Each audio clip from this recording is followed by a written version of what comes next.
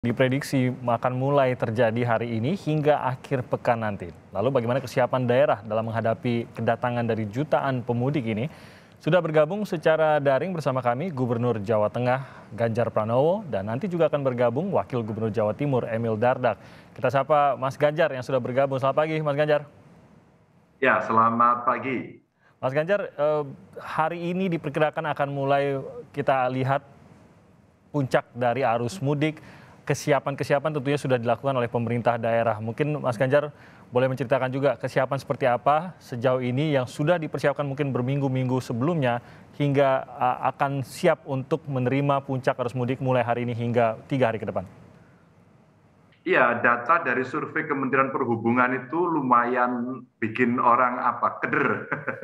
Karena 23 juta katanya mau masuk ke Jawa Tengah. Maka kita berekspektasi sangat tinggi bersama Forkompimda dan kepolisian menjadi anchor-nya begitu karena cukup sibuk mengatur lalu lintas. Dukungan-dukungan dari kabupaten kota, Pemda ya, kami ini menyiapkan dukungan kesehatan, jalur alternatif begitu ya, nyiapin pasar tumpah kira-kira seperti apa mengelola pom bensin itu Mas biasanya antrinya panjang sekali. Maka kemarin kita satu gunakan alat kayak CCTV dan sebagainya, yang kedua siapkan personil. Maka seluruh kepala dinas saya minta untuk bertanggung jawab ikut memantau di kabupaten kota yang ada di 35 kabupaten kota. Karena saya ngikuti Kompas TV juga dari semalam dini hari tadi, wow arusnya memang luar biasa dari Jakarta. Sudah terlihat dan ya beberapa kali kemarin Pak Menko PMK, Menteri Perhubungan, kemarin terakhir Kapolri ya memantau di lapangan bersama kami. Jadi beberapa poin-poin itu yang kemarin kita siapkan secara terus-menerus. Begitu Mas Timothy. Terkait dengan jalurnya, tadi sempat kita kutip juga dari Mas Ganjar bahwa ada beberapa saran khususnya untuk jalur selatan gitu. Anda juga sempat memantau dan ternyata menemukan ada beberapa jalur alternatif yang dalam kondisi yang belum cukup baik.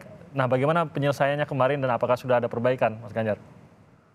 Jadi yang paling utama adalah jalur tol, terus kemudian ada non-tol. Dan simulasinya kemudian kita bikin jalur non-tol di Pantura, kemudian jalur tol ini sebagian besar memang di Pantura, lalu ada jalur tengah, jalur selatan, dan jalur selatan-selatan. Ini selatan-selatan yang kemarin dipromo oleh Pak Menteri PUPR, Pak Basuki, bagus banget jalannya gitu. Nah kita dukung di area-area itu, dukungan umpama dari Pertamina menyiapkan modular untuk mengisi BBM ya, cadangan, terus kemudian kita mintakan Pemda untuk menyiapkan dukungan-dukungan di rest area termasuk informasi wisata biar nanti yang capek bisa piknik sekaligus kuliner gitu Mas.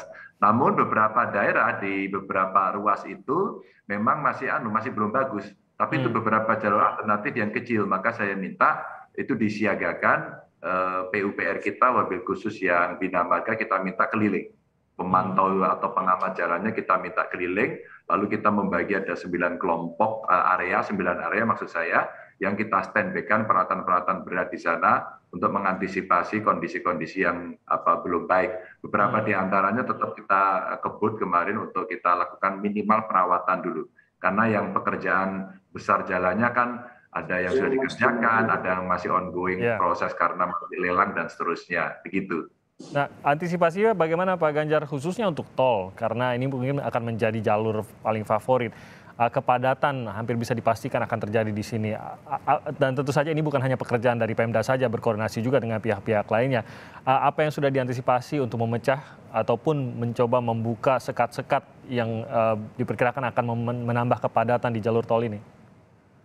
Kakor Lantas sudah menyiapkan ya skenario-skenario yang dipakai dengan satu sistem komando dari pusat. Itu bagus menurut saya. Lalu ada beberapa aplikasi yang bisa dipakai dilihat oleh seluruh kepolisian sampai di level kabupaten. Lalu dari pengelola tol sendiri sudah menyiapkan dukungan-dukungan umpama tol keluar, pintu tol keluar yang ada di Kali Kangkung itu menjadi idola. Jadi Hmm. minggu ini saya tengok 3 kali, termasuk para menteri, Kapolri juga menengok ke sana karena kita siapkan. Itu rasa-rasanya kan dari Palimanan langsung sampai ke tol itu nggak ada Ya, lagi pintu tol. ya. Jadi betul-betul di jalan itu free. Waduh, ini para pemudik mesti hati-hati karena baru keluar pintu tol di Kali Kangkung. Kita membuat senario, disitulah kemudian bottleneck ya.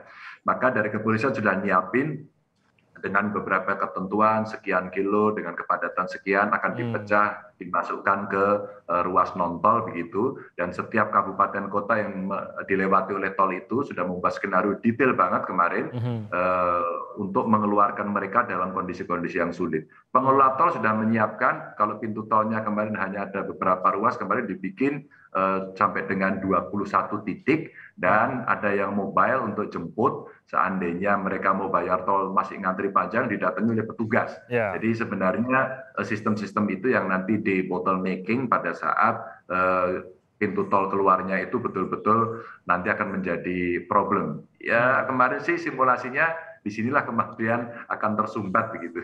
Iya, dan apa ini karena Jawa Tengah ini selain 23 juta yang tadi Anda sebutkan, Jawa Tengah ini juga kan adalah jalur yang dilewati juga, khususnya mereka yang mau ke Jawa Timur juga akan melalui Jawa Tengah. Fasilitas-fasilitasnya saat ini operasional 100% kah, Pak Ganjar, khususnya seperti pom bensin, rest area, ataukah ada sebenarnya yang tidak berhasil dikebut lah pengerjaannya, sehingga karena jumlah rest area ini juga menentukan seberapa banyak ada titik tempat orang bisa beristirahat, dan kalau terlalu jauh juga akhirnya orang akan terlalu letih, ada kemungkinan juga untuk menimbulkan kecelakaan dan lain-lain. Apakah beroperasi 100% dari pantauan saat ini? Alhamdulillah yang existing 100%. Okay. Kalau kita senario sampai ke Jawa Timur itu sampai dengan areanya Mas Emil, Pak Wagub ini, jadi kita siapkan kondisi itu. Sebenarnya persiapannya sudah 2 tahun yang lalu. Kan kita nggak mudah 2 tahun ya. Pada saat peresmian tol dengan Pak Presiden, Pak Jokowi saat itu, saya sempat ngikuti, bahkan jalan di perbatasan antara Jateng, Jatim, Ngawi, Wabil Khusus itu bagus-bagus. Saya kemarin sempat ngecek di area kami di Jawa Tengah, semua siap, bahkan beberapa pom bensin yang sudah existing, mereka betul-betul menyiapkan itu. Tapi ada loh Mas, rest area yang tidak ada pom bensinnya. Inilah Pertamina masuk, satu dibikinkan dispenser yang modular itu hanya jualan Pertamax sama Dex, sama Pertamina Dex. Terus yang kedua, ada yang mobile dengan menggunakan mobil, dan ada yang kecil menggunakan sepeda motor. Jadi ini kalau di tengah jalan, di tengah tol kemudian kehabisan, kita akan jemput. Nah, sistem informasinya kita minta untuk di blow up agar masyarakat tahu, termasuk juga nanti dukungan kesehatan ya dari kita, sehingga nanti ada ambulans sepeda motor umpama. Ini untuk menghindari situasi, karena kita punya pengalaman Brexit kan waktu itu, bebas exit itu kan, saya pas mengelola itu lagi baru-barunya di Jawa Tengah, dan kemudian punya pengalaman yang bagus. Tapi alhamdulillah kalau tolnya udah sampai Jawa Timur, wah itu kalau orang bilang gaspol gitu, saya udah sampai sana. Kalau dari Pemda Jawa Tengah sendiri, Mas Ganjar, menyiapkankah mungkin telepon darurat atau nomor darurat yang bisa dihubungi, mungkin bekerja sama juga dengan kepolisian atau pihak lain? Ya, ini pertanyaan paling bagus ini menurut saya, karena betul nanti akan banyak pemudik bertanya-tanya. Maka mulai kemarin kita sudah menyampaikan nomor-nomor telepon ya di beberapa tempat, ada di kepolisian, Kakor Lantas, Pak Kapolri kemarin perintahkan itu, Dinas Kesehatan di kami atau yang pusat, dari Kementerian PUPR juga ada, urusan jalan disampaikan, tol juga ada. Jadi nomornya kita sebar, mudah-mudahan nanti melalui banyak media mainstream, media sosial juga bisa disampaikan. Saya juga minta untuk di-upload di seluruh medsos, sehingga masyarakat akan bisa mudah mendapatkan. Yang nanti mau lihat silakan cek di IG saya, biar orang bisa ngelihat itu. Oke, jadi silakan cek di media sosialnya Pak Ganjar, dan juga pasti di pemerintah IG-nya pemerintah daerah juga pasti akan memposting hal tersebut. Ini yang harus disimpan juga ya Pak Ganjar ya, kalau memang ada kedaruratan yang terjadi. Nah, di dalam kota sendiri Pak Ganjar, terkait dengan mungkin kondisi lalu lintas atau mungkin juga pengaturan pergerakan manusia di dalam kota, karena 23 juta memenuhi Jawa Tengah ini tentunya juga akan menimbulkan kepadatan, dan mungkin khususnya terkonsentrasi di beberapa tempat-tempat tertentu seperti tempat wisata ataupun atraksi-atraksi di kota daerah tersebut gitu. Apa yang bisa diekspektasi oleh para pemudik akan terjadi dalam beberapa hari ke depan, khususnya setelah mungkin Lebaran pertama dan hari kedua, Pak Ganjar, di saat orang mulai berwisata? Iya, rasa-rasanya daerah akan ramainya minta ampun. Maka Pak Wapres dulu sempat berkunjung juga ke Candi Borobudur umpama, sebagai representasi tempat wisata, kita minta untuk direview, dicek ulang, maka prokesnya menjadi sebuah kewajiban. Sekali lagi, prokes menjadi kewajiban. Dan kita minta semuanya pakai masker begitu ya, minimal itu, minimal. Terus kemudian mal-mal itu juga pasti akan dikeroyok, bahkan kemarin Mas sudah ramai, orang belanja sudah ramai dan ada sisi yang kita juga mesti waspada terus karena prokes, tapi sisi yang lain ada menggembirakan. Ekonomi tumbuh, Mas. Belanja banyak banget dan THR kan udah dibagi.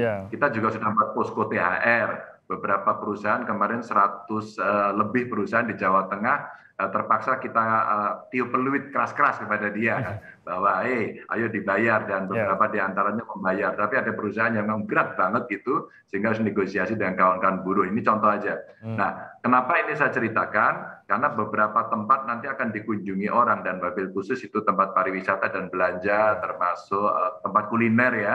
Kita minta untuk melakukan perbaikan-perbaikan, dan kita pun membuat senario sampai dengan nanti Lebaran. Maka kemarin Forkompimda kita sudah putuskan dengan Majelis Ulama, dengan Kemenak bahwa kita tidak usah takbir keliling ya, takbirannya di rumah boleh, di musola boleh, di masjid boleh begitu. Maksud saya biar tidak ada satu pergerakan massa dengan kerumunan yang banyak. Jadi ini antisipasi-antisipasi yang terus saja kita bekerja sama dengan seluruh kekuatan dan kelompok masyarakat untuk bisa menyampaikan informasi ini begitu. Ya, nah protokol kesehatan ini juga menjadi perhatian seperti tadi Anda sampaikan, kesiapan dari tenaga kesehatan. Tentu kita tidak inginkan ada peristiwa yang terjadi, apalagi lonjakan kasus, tapi kesiapannya sendiri menghadapi hal ini seperti apa di Jawa Tengah, Mas Ganjar? Ya, alhamdulillah ya, untuk yang seluruh rumah sakit 2 tahun ini mereka belajar betul, hampir semuanya menjadi situasinya siaga atau emergency terus ya, karena waktu menangani COVID kan ICU aja ditambahin banyak banget. Maka mereka insya Allah lebih siap lah pada soal itu. Tapi sisi yang lain, kita menyiapkan personil, terus kemudian peralatan ya, sistem informasi tadi. Pertanyaan Pak Kapolri waktu kunjungan ke Kali Kangkung kemarin menyampaikan, kalau ada ibu hamil yang ada di tengah jalan terus kemudian mau melahirkan, kemana nomor teleponnya? Itu pertanyaan bagus banget menurut saya. Kalau ada yang di tengah jalan mungkin sakit, bagaimana kita jemput dengan cepat begitu ya? Ini yang kita siapkan. Maka kayak Basarnas begitu ya, itu nyiapin beberapa heli untuk standby di beberapa titik. Menurut saya itu cara yang suatu ketika seandainya terjadi emergency, tim kesehatannya sudah siap betul-betul dengan segala peralatannya. Memang keterampilan ini mesti dilatih, nanti mesti diuji. Maka saya sampaikan kepada kawan-kawan, nggak apa-apa latihan aja, ada atau tidak ada sekali-kali masuk begitu, sehingga bisa merasakan nanti kondisinya, feel-nya bisa dapat lah seberapa cepat, karena kepolisian harus mengawal itu nanti. Kalau umpama BBM mau masuk ke sana, dia jalan sendiri nggak mungkin, harus dikawal dengan polisi lalu lintas, atau ambulan barangkali harus disiapkan. Maka nakes-nakes saya minta, mohon maaf terpaksa teman-teman nakes tidak libur ya gitu, untuk menyiapkan bantuan-bantuan kepada masyarakat yang mudik begitu. Jadi jangan khawatir kalau ada kedaruratan yang terjadi, habis bensin ataupun ada kondisi sakit di jalanan, sudah disiapkan. Yang penting tahu menghubungi kemana, silakan diikuti di kanal media sosial pemerintah daerah ataupun kanal Instagramnya Mas Ganjar, begitu ya Mas Ganjar ya? Siap, betul itu. Jadi pesan-pesan mungkin di bagian akhir ini, pesan-pesan untuk pemudik yang akan ke Jawa Tengah ataupun melewati Jawa Tengah, apa yang harus diingat Mas Ganjar? Kalau yang pakai kendaraan pribadi, tolong pastikan tidak hanya yang sehat orangnya, yang sehat kendaraannya. Yang kedua, saya mohon betul, sekali lagi saya mohon betul, tidak naik sepeda motor. Saya tahu banyak yang akan naik. Maka kalau kemudian bisa dihindari, sepeda motornya itu dari kementerian ada kok ngasih truk, terus kemudian di kereta, ada yang di kapal begitu, itu jauh lebih baik. Saya minta betul itu untuk diperhatikan. Yang terakhir, yang mau masuk ke Jawa Tengah, pakailah jalur selatan. Jalur selatan ini menarik karena jalannya relatif bagus, apalagi yang selatan-selatan, dan Anda mendapatkan pemandangan yang indah, kulinernya enak, jadi nggak usah tergesa-gesa, dan kalau capek istirahat, nggak usah dipaksakan ya. Nanti yang terkena macet tenang saja, dan selebihnya salam-salam ke semuanya, sehingga nggak usah marah-marah, sabar gitu ya. Mungkin ikut komentar-komentar di medsos juga bagus gitu ya. Yang penting dengan kalimat yang baik, karena ini sebenarnya kegiatan yang menyenangkan dan membahagiakan. Baik, Salam terima untuk kasih. semua. Terima kasih Mas Ganjar Pranowo, Gubernur Jawa Tengah sudah bergabung bersama kami. Semoga semuanya lancar.